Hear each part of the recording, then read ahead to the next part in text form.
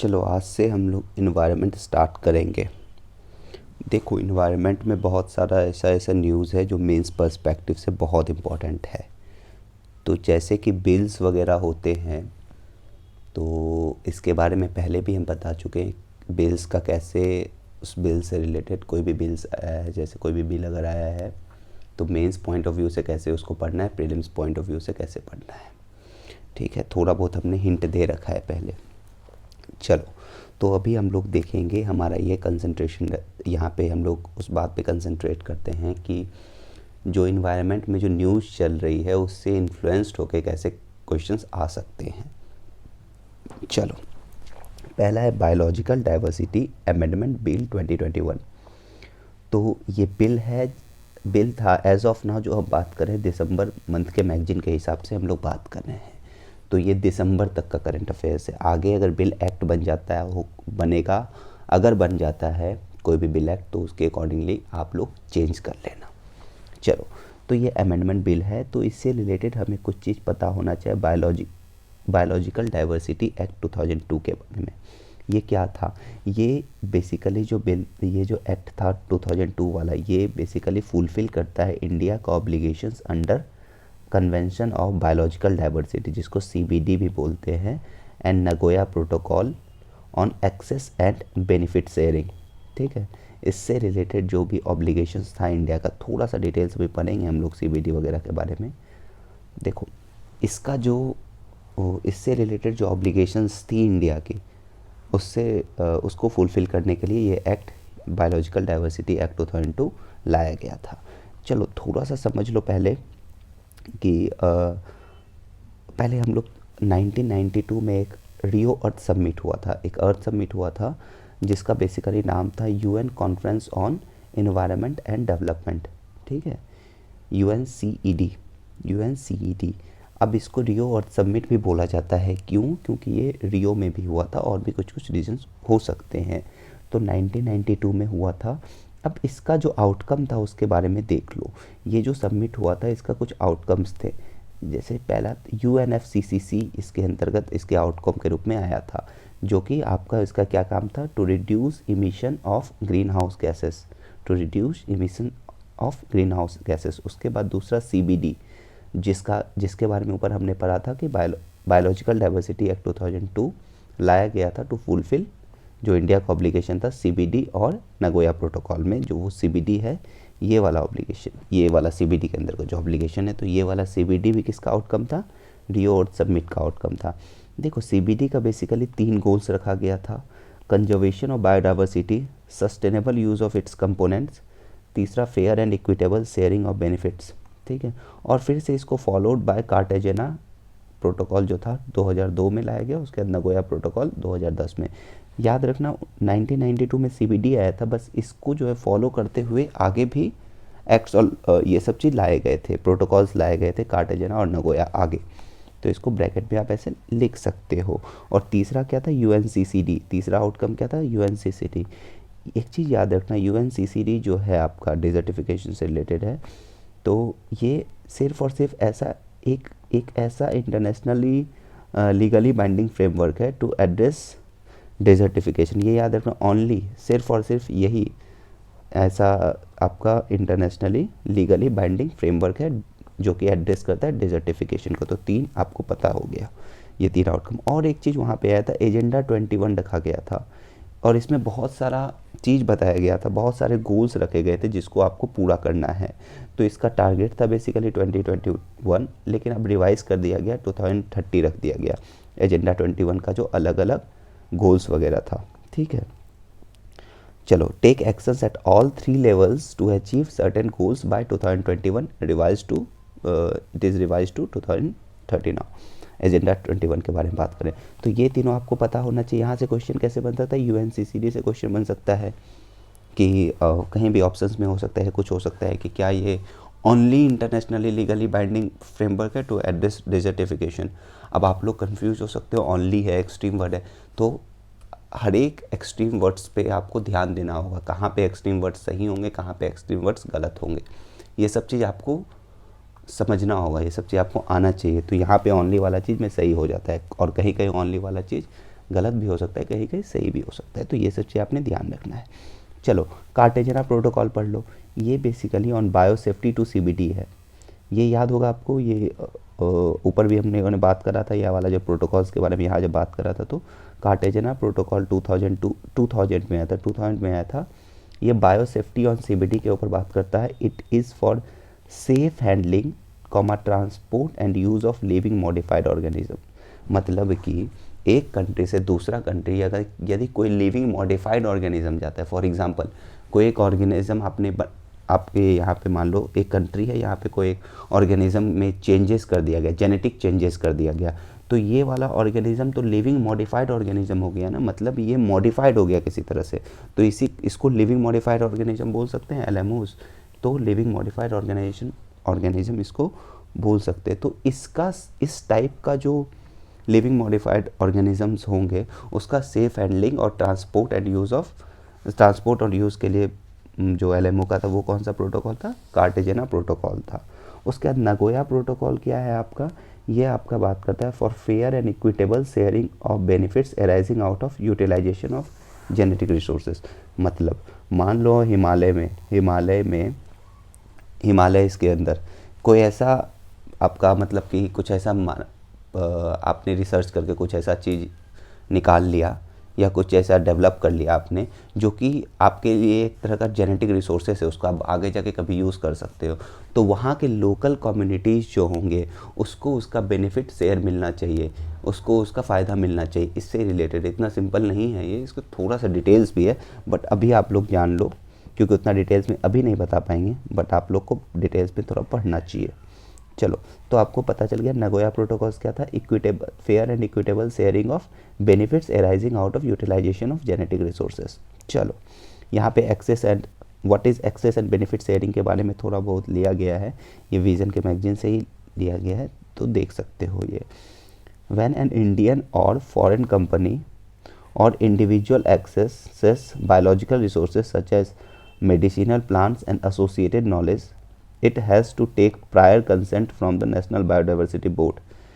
पहली बात, the board can impose a benefit sharing fee or royalty or impose conditions so that company shares the monetary benefit from commercial utilization of these resources with local people who are conserving biodiversity in region। मतलब देख लो ये सब जो पूरा details में जो अच्छे से लिखा गया है और जो हमने थोड़ा देर पहले आपको क्रक्स में बताया उससे थोड़ा सा इसको रिलेट कर सकते हो। देखो आपको जो बिल्स ये जो बिल था इसके ग्लिम्सेस के थ्रू आपको जाना है, मतलब इसके कुछ कुछ पॉइंट जो है उसको एक बार पढ़ लेना अच्छे से। चलो wild life protection amendment bill 2021, इसमें भी क्या है आपको बिल है तो अच्छे से इसमें देखना है। एक्चुअली इसमें कुछ कुछ शेड्यूल्स वगैरह में भी चेंज करा गया है, तो ये आपको अच्छे से देखना चाहिए। और अगर ये बिल पास हो जाता है तो बहुत इंपॉर्टेंट हो जाएगा एग्जामिनेशन पॉइंट ऑफ व्यू से, और अभी ये बिल है तो भी बहुत इंपॉर्टेंट है, मेंस पॉइंट ऑफ व्यू से हो गया बहुत इंपॉर्टेंट ये, ठीक है। और इसके साथ साथ आपको प्रीलिम्स में भी कुछ कुछ चीज़ इससे इन्फ्लुएंस होकर पूछा जा सकता है, ठीक है, पर देख लेना बिल पास होता है प्रीलिम्स से पहले या नहीं होता है। चलो अब वाइल्ड लाइफ प्रोटेक्शन एक्ट 1972 के बारे में देख लो, ठीक है। ये प्रोटेक्शन प्रोवाइड करता है वाइल्ड एनिमल्स को, बर्ड्स को, प्लांट्स को, ये सब चीज़ आपको देखना है। और यहाँ पे आपको पता होना चाहिए 1972 के अंतर्गत हम बात कर रहे हैं। इम्पॉर्टेंट बॉडीज़ इसके अंदर इस्टेब्लिश हुआ है 3, national board for wild life, national tiger conservation authority, central zoo authority, ठीक है। उसके बाद इस वाले जो एक्ट थी 1972 वाले में, इसमें आपका 6 शेड्यूल था, अलग अलग शेड्यूल में अलग अलग टाइप के से प्रोटेक्शन प्रोवाइड करा हुआ था। बट नया वाला जो बिल आया है उसमें हम एक पॉइंट बताए थे कि उसमें ये शेड्यूल्स हो जाएंगे, 4 शेड्यूल्स के बारे में बात करा गया है। तो एक बार आप नया वाला बिल अच्छे से पढ़ लेना, वो वाला जो है आपका मैगजीन में जो लिखा हुआ है, कोशिश करना PRS पे भी अगर ये अवेलेबल होगा तो एक बार चेक कर लेना। चलो ये हो गया आपका। उसके बाद एक और चीज़ यहाँ पे आपने पता होना चाहिए कि वाइल्ड लाइफ सेंचुरी और नेशनल पार्क को डिक्लेयर कौन करता है कि ये वाइल्ड लाइफ सेंचुरी है, ये नेशनल पार्क है? बताओ कमेंट सेक्शन में रिप्लाई करो अगर कर सकते हो तो, नहीं तो कोई इश्यूज़ नहीं है। डेवलपमेंट इंड्यूस्ड डिस्प्लेसमेंट के ऊपर पूछा एक टॉपिक था, उसमें एक पोलावरम इरिगेशन प्रोजेक्ट के बारे में डिस्कशन करा गया है। तो आपको इससे क्या इंपॉर्टेंट हो जाता है, आपको मैप वर्क देखना होगा, पोलावरम इरिगेशन प्रोजेक्ट कहाँ पे बन रहा है, कौन सा स्टेट इन्वॉल्व है उसमें, कौन सा स्टेट इन्वॉल्व है, उसका रिवर वगैरह कौन सा फ्लो होता है, ये सब चीज़ आपको पता होना चाहिए। जैसे कि ये जो आपका पोलावरम इरिगेशन प्रोजेक्ट है गोदावरी रिवर पे बिल्ड ऑन हो रहा है, तो ये सब चीज़ आपको थोड़ा बहुत पता होना चाहिए। अब आता है डैम सेफ्टी एक्ट 2019, ये वाला है। अब इससे रिलेटेड बहुत कुछ इंपॉर्टेंट है, डैम से रिलेटेड चीज़, ठीक है। तो यहाँ पे अभी देख लेते हैं, डैम से रिलेटेड कुछ कुछ चीज़ इम्पॉर्टेंट है। चलो देखो, डैम्स के बारे में बात कर रहे हैं कि डैम्स क्या होता है, एक आर्टिफिशियल बैरियर्स होता है ऑन रिवर्स, जो कि वाटर को स्टोर करता है और help in irrigation, power generation, flood moderation and water supply. India में अभी इतना लार्ज डैम है, लगभग इतना लार्ज डैम है, डैम्स है, इंक्लूडिंग डैम्स अंडर कंस्ट्रक्शन। उसके बाद चाइना और यूएसए के बाद इंडिया में जो है third largest dam owing nation बोला जा सकता है।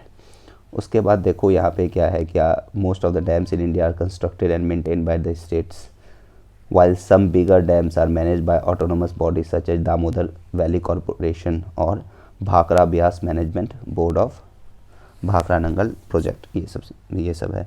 और यहाँ पे याद रखना, ये सब मेंस में यूज़ कर सकते हो अगर क्वेश्चंस कोई डिमांड करता है तो। देखो 75% से ज़्यादा डैम्स जो है ना अपना, वो 20 साल या 20 साल से पुराना है। 75% जो डैम्स है वो 20 साल से पुराना है, ठीक है।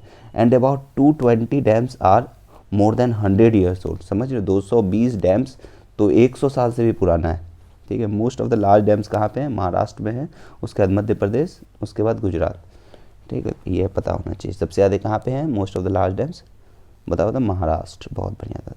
देखो एम्बैंकमेंट डैम्स क्या होता है, कंक्रीट एंड मैसनरी डैम्स क्या होता है, कंपोजिट डैम्स क्या होता है, ये सब पढ़ लेना, एक बार हो जाएगा क्लियर अगर आपको करना होगा तो, ठीक है। थोड़ा बहुत देख लेना। चलो हाँ, ये देखो, ये जो एक्ट है वो उसका एप्लीकेबिलिटी चेक करो, तो ये आपका act applies to all specified dams in the country. These are dams with height more than 15 metres और height between 10 metres to 15 metres and satisfying certain additional design condition such as reservoir capacity.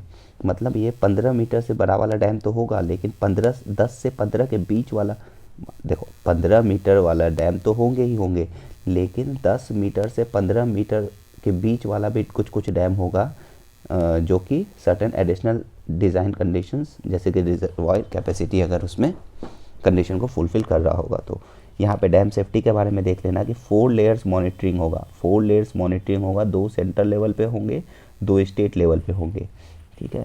देखो एक national committee on dam safety बनेगा, एक national dam safety authority बनेगा।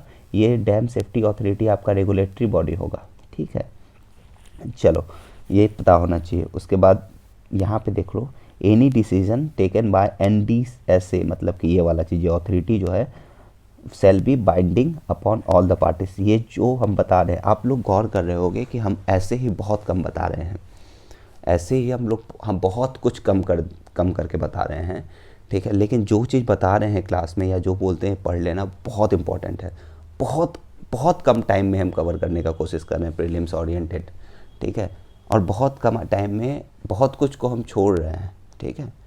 तो जो चीज़ हम बता रहे हैं वो चीज़ बहुत इंपॉर्टेंट है, आई मीन इट, ठीक है, तभी बता रहे हैं। अब आपको लगेगा कि इतना डिटेल्स में जाके पढ़ने का क्या बात है। अरे भाई क्वेश्चन बन सकता है अगर बनाना चाहेगा, क्या कि NDSA का कितना बाइंडिंग होता है कि नहीं होता है, कितने लेयर्स ऑफ मॉनिटरिंग है, 4 लेयर्स ऑफ मॉनिटरिंग में कितने स्टेट लेवल पे है, सेंट्रल लेवल पे, यही सब तो क्वेश्चन बन सकते हैं ना, ठीक है। तो ये सब आपको पता होना चाहिए। और ये एग्ज़ाम सिर्फ 2020 के लिए ही सिर्फ इम्पॉर्टेंट नहीं है, 2022 के लिए, सॉरी 2022 के लिए इम्पॉर्टेंट नहीं है, आगे के जितने भी एग्ज़ाम होंगे उसके लिए इम्पॉर्टेंट हो जाता है। इस टाइप के जो एक्ट आते हैं जो लॉन्ग टर्म में एप्लीकेबल होंगे ना, वो कमिंग 2-3 साल के प्रीलिम्स के लिए बहुत इंपॉर्टेंट होते हैं। चलो खैर, आप लोग का है कि आप लोग को कैसे ख़त्म करना है इसको। और स्टेट लेवल पे क्या है, देखो यहाँ पे ये state committees on dam safety हो गया। उसके बाद यहाँ पे आपका स्टेट डैम सेफ्टी ऑर्गेनाइजेशन हो गया, and the establishment of this SDSO, मतलब स्टेट डैम सेफ्टी ऑर्गेनाइजेशन हो गया, और यहाँ पे state committee on dam safety, ये दोनों हो गया। चलो ठीक है। अब एसडीएसओ का क्या काम होगा, ये सर्विलेंस, इंस्पेक्शन और मॉनिटरिंग वगैरह करेगा। और SDSO is required to report the event of any dam failure under their jurisdiction to the NDSA.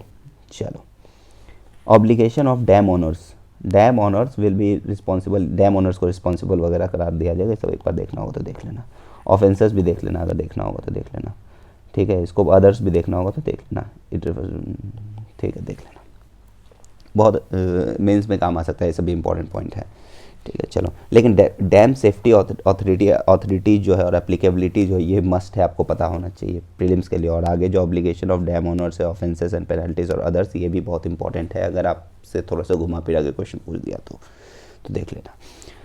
चलो, उसके बाद वाला टॉपिक था आपका कुछ प्लांट वेराइटीज़ के ऊपर था, ठीक है। एग्जैक्ट टॉपिक अगर देखा जाए तो क्या था टॉपिक, लेट मी सी, यहाँ पे टॉपिक मेंशन नहीं करा है हमने, डायरेक्ट वहाँ से ले लिया है शायद। हाँ, protection of plant varieties and farmers rights act, इसके बारे में एक्चुअली कुछ इश्यूज़ था पेप्सिको वगैरह से रिलेटेड, तो उसी के ऊपर शायद आपका है ये चीज़ इंपॉर्टेंट। और ये चीज़ पीपीबी एंड एफआर एक्ट जो है, ये प्रीलिम्स के लिए और मेंस के लिए बहुत इंपॉर्टेंट है। चलो देखो, ये जो एक्ट जो आया था, ये इनेक्ट हुआ था 2001 में under article 227(3)(b of the agreement on TRIPS का फुल फॉर्म देख लो, trade related aspects of intellectual property right. तो यहाँ से क्वेश्चन कैसे बनेगा कि पीपीबी एंड एफआर एक्ट जो है ये इनेक्ट हुआ था किसके अंतर्गत, आपसे बहुत कुछ पूछ सकता है, उसमें एक ट्रिप्स ऑप्शन रह सकता है, तो यहाँ पे आपको पता होना चाहिए।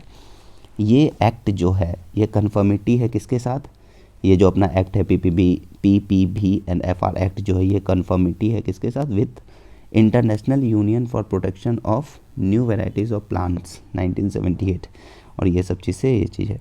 उसके बाद the act introduced intellectual property protection in Indian agriculture and is the world's only IPR legislation which grants intellectual property rights not only to the plant breeders but also to farmers. पता होना चाहिए कि सिर्फ ऐसा only IPR legislation है world में जो कि आपको इंटेलेक्चुअल प्रॉपर्टी राइट्स ना सिर्फ प्लांट ब्रीडर्स को प्रोवाइड करता है but also to the farmers, मतलब प्लांट ब्रीडर्स को भी प्रोवाइड करता है, फार्मर्स को भी प्रोवाइड करता है। चलो, ऑब्जेक्टिव्स देखना होगा तो देख लेना है एक बार। चलो ठीक है, अब इंस्टीट्यूशनल मैकेनिज्म एक बार देख लो। ये देखो, ये तुम्हारा ये है general functions of the authority include, ये सब जो भी है जनरल फंक्शन जो अथॉरिटी का होगा। ये जो इंस्टीट्यूशनल मैकेनिज्म के अंदर ऐसा होता है कि ये क्या क्या इंस्टीट्यूशंस, कैसे कैसे इंस्टीट्यूशन जो इस एक्ट के अंतर्गत हैं वो काम करेंगे। तो ये देखो, protection of plant varieties and farmers rights authority, ये वाला एक है। तो ये वाला अथॉरिटी जो है आपका, इसका क्या काम होगा, ये सब काम वाम दिया हुआ है, देख लेना। उसके बाद एलिजिबिलिटी क्राइटेरिया वगैरह भी देखना है तो देख लेना। यहाँ पे एक पॉइंट था कहीं, चलो देख लेना यहाँ, इसमें कोड एलिजिबिलिटी क्राइटेरिया एक बार देख लें। The protection period is for 15 years for trees and 18 years in the case of vines, BINES vines. चलो ठीक, ये हो गया। चलो थोड़ा बहुत और देखना हो एक बार डिटेल्स में पढ़ लेना। चलो, ब्रीडर्स राइट्स देख लो। रिसर्चर्स राइट्स क्या होता है, राइट्स कौन कौन से टाइप ऑफ राइट्स इस एक्ट के अंतर्गत है, breeders right, researchers rights, farmers right. देख लेना एक बार तीनों को डिटेल्स में अगर देखना हो तो। चलो, यहाँ पे नैरोबी डिक्लेरेशन देख लो। नैरोबी डिक्लेरेशन में क्वेश्चन पूछ सकता है कि नैरोबी डिक्लेरेशन क्या चीज़ से रिलेटेड है, नैरोबी डिक्लेरेशन को किसने अडॉप्ट करा है, ये सब चीज़ पूछा जा सकता है। तो एक चीज़ आपने इसके अंदर चर्चा करा गया है सेंडाई फ्रेमवर्क से रिलेटेड, तो आपको क्या पता होना चाहिए सेंडाई फ्रेमवर्क क्या है, किसके बारे में बात करता है। तो सेंडाई फ्रेमवर्क जो है provides for a pathway in guiding countries and communities to substantially reduce the effects of shocks caused by natural and human hazards by 2030 compared to 2005 and 2005 से 15 तक। सेंडाई फ्रेमवर्क थोड़ा बहुत पता होना चाहिए। चलो, हैदरपुर वेटलैंड देखो, ये 47th रामसर साइट्स है, 47th रामसर साइट है, पहला पॉइंट याद रखने वाला चीज़ है।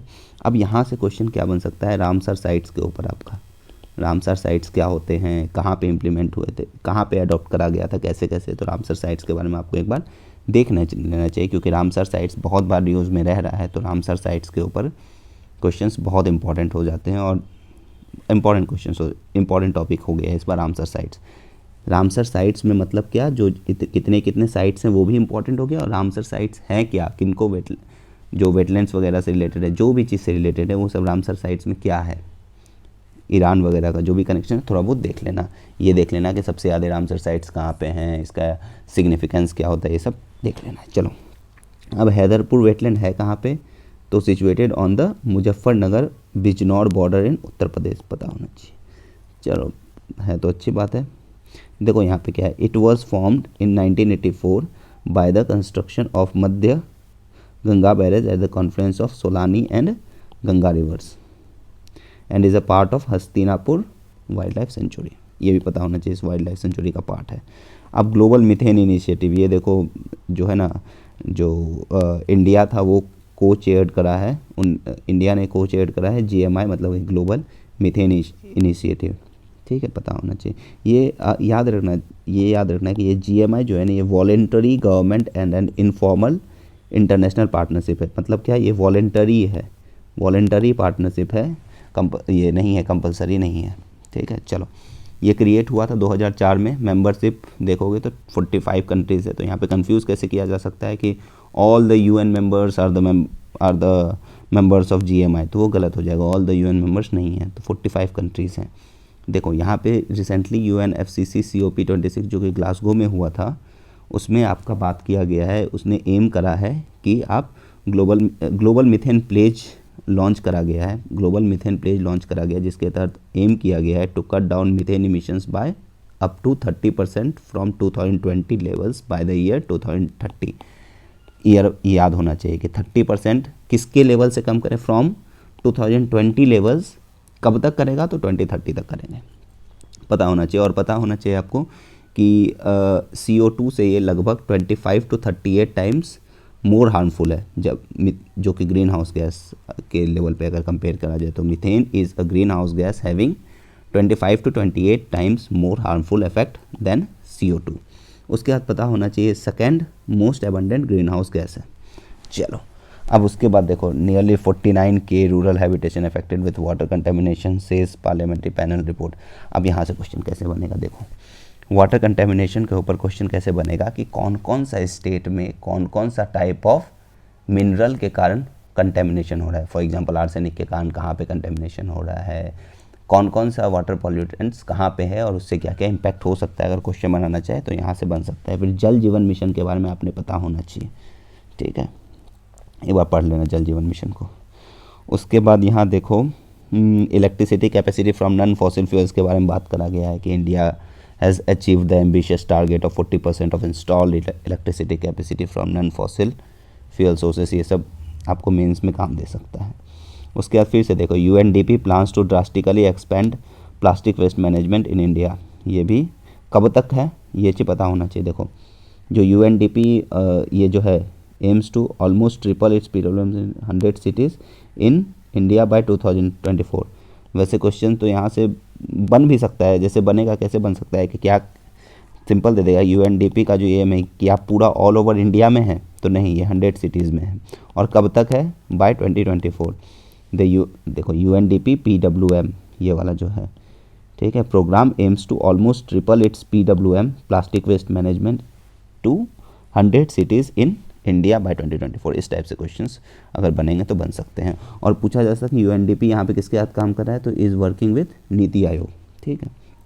चलो, हाँ, ये बहुत इंपॉर्टेंट पॉइंट हो जाता है कि ये जो दो वेराइटीज़ हैं, दो स्पीसीज़ है प्लांट के, Boesenbergia albolutea and Boesenbergia rubrolutea. I am so sorry for the pronunciation, गलत प्रोनाउंसिएशन अगर हुआ है तो सो सॉरी, ठीक है। इसमें आपको पता होना चाहिए कि ये जो नाउ एक्सटिंक्ट इन वाइल्ड, ये चीज़ आप, ये दो स्पेसीज एक्सटिंक्ट कैटेगरी में आ गया, एक्सटिंक्ट इन वाइल्ड में एक्सटिंक्ट हो गया है, ठीक है। चलो, उसके बाद अब ये जो ये वाला वैरायटी है ना, बोएन जो भी है ये, ठीक है, ये इंडेमिक है खासी हिल्स में। कहाँ के लिए इंडेमिक है ये आपने पता होना चाहिए कि आपको ये इंडेमिक टू खासी हिल मेघालय, वाइल ये वाला जो दूसरा ये वाला है आपका, पहला तो रुब्रोलूटिया वाला था, वही सॉरी फॉर द प्रोनाउंसिएशन फिर से देखो, ये देखो दो जो बात किया गया ना एंड वाला, एंड से देखो समझो क्या बोल रहे हैं। देखो ये देखो, ये वाले चीज़ कहाँ के लिए था, ऊपर वाला जो है ये अल्बोलूटिया वाला जो था ये आपका एंडेमिक था अंडमान एंड निकोबार से, और ये वाला ये वाला जो है रुब्रोलूटिया वाला जो है ये आपका एंडेमिक कहाँ से पे था, खासी हिल के लिए एंडेमिक था, ये आपको पता होना चाहिए।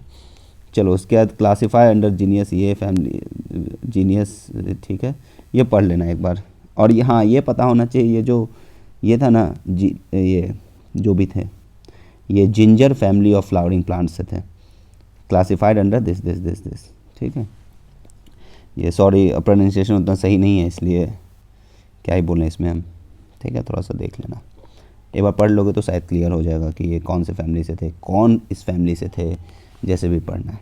चलो उसके बाद है बी के बारे में है कि कैनरी ब्लैक बी के बारे में बोला गया है कि 50 दिन के बाद भी ये वाला वॉल्केनो जो था, ठीक है, जब इरप्ट हुआ था, tens of thousands of bees were found alive inside hives that had been covered in volcanic ash. तो यहाँ पे क्वेश्चन अगर पूछेंगे तो वैसे तो देखो यहाँ पे प्रोपोलिस के बारे में पूछ सकते हैं कि ये क्या होता है, किससे रिलेटेड है।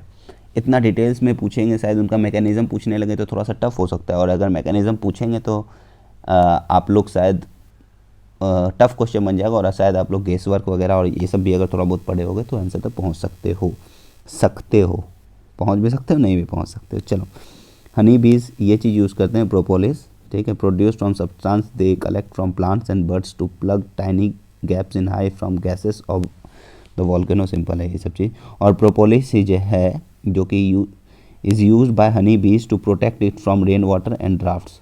सिंपल पता होना चाहिए कि प्रोपोलिस किससे रिलेटेड है, क्या है क्या नहीं है। चलो ठीक है, यहाँ पे ministry of coal has set up mission cooking coal, यहाँ पे देख लेना डोमेस्टिक कोल का जो अपना एस कंटेंट है बहुत ज़्यादा है और सूटेबल नहीं होता है ब्लास्ट फर्नेस सब के लिए, सब पता होना चाहिए आपको कि अपने यहाँ जो कोल मिलता है ना, अपने यहाँ जो कोल है उसका एस कंटेंट बहुत ज़्यादा है।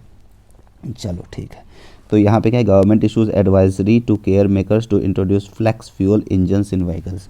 अब फ्लेक्स फ्यूल्स इंजन क्या होता है आपका देख लो, ये आपका मॉडिफाइड वर्जन्स होता है, basically modified version of vehicles होता है ये जो आपका flex fuel engines in vehicles के बारे में बात करें तो जो फ्लेक्स फ्यूल व्हीकल होता है वो एक तरह से मॉडिफाइड वर्जन्स होता है व्हीकल्स का, जिसमें आपका गैसोलीन और ब्लेंडेड पेट्रोल दोनों से ये चल सकता है, गैसोलीन से भी चल सकता है और ब्लेंडेड पेट्रोल से भी चल सकता है with different levels of ethanol blend. मतलब कि अगर जो इथेनॉल से ब्लेंडिंग करा गया है तो अलग अलग लेवल ऑफ, अगर इथेनॉल से ब्लेंडिंग करा गया है तो भी आपका ये उसमें चल सकता है। उसके बाद ये सब चीज़ है। अच्छा ये बोल these are currently being used successfully in Brazil, ये वाला चीज़ जो है अभी तक ये बात किया जा रहा है फ्लैक्स फ्यूल व्हीकल के बारे में, ये सक्सेसफुली कहाँ पे यूज़ हो रहा है अभी, ब्राज़ील में, ठीक है। Giving people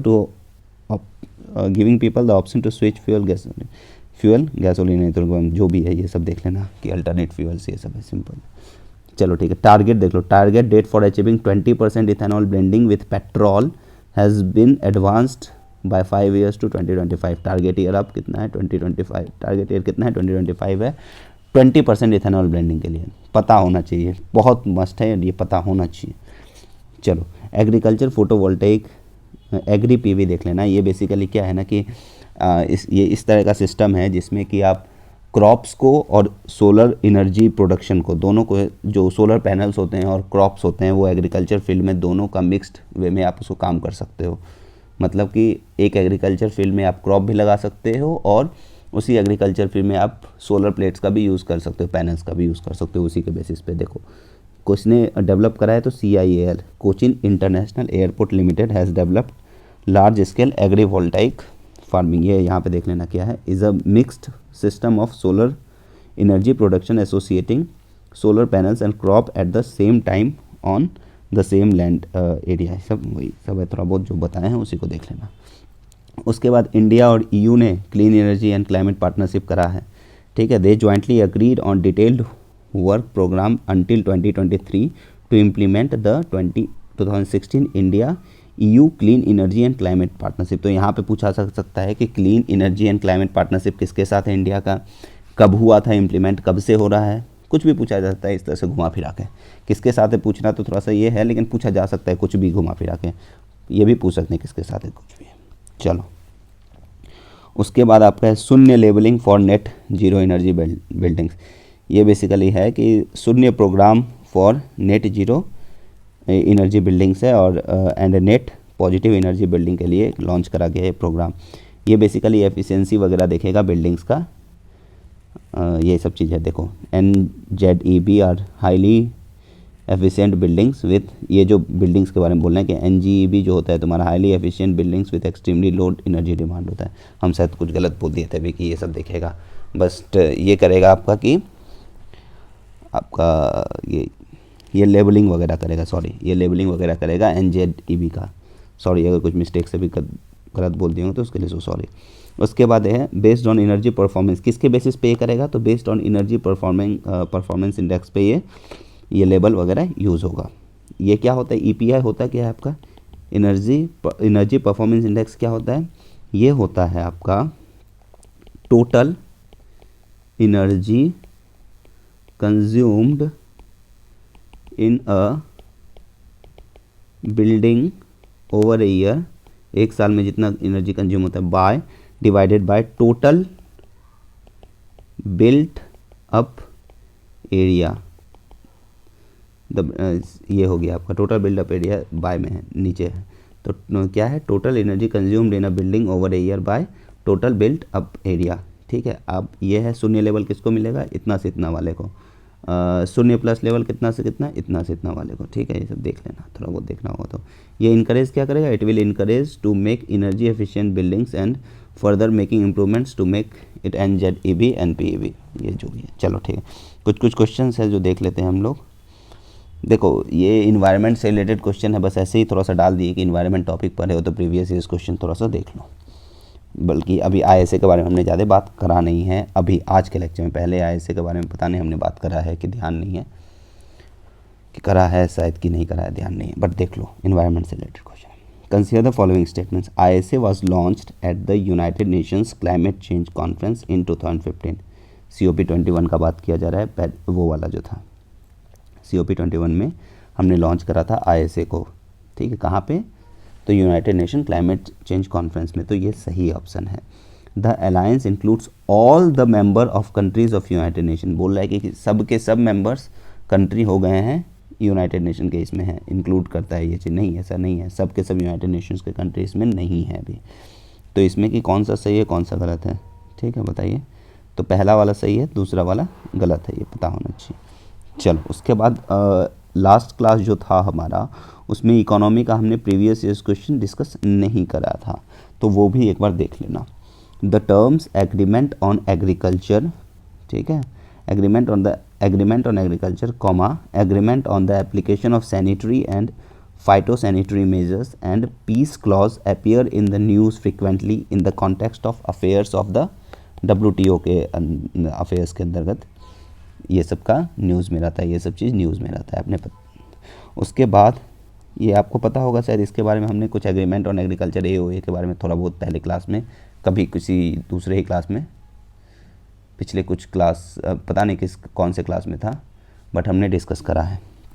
in the context of which of the following do you sometimes find the terms amber box, blue box, green box, ये भी डिस्कस करा है, ये भी WTO अफेयर से रिलेटेड है, WTO। चलो ठीक है, तो ये था इकोनॉमी वाले करंट अफेयर्स से इन्फ्लुएंस के सवाल, ठीक है, ये वाला जो सवाल था पहले, और ये इन्वायरमेंट का भी आपका हो गया। चलो आप अच्छे से रिवाइज वगैरह करते रहो, एग्ज़ाम आपका आ रहा है और जल्दी जल्दी पढ़ते जाओ।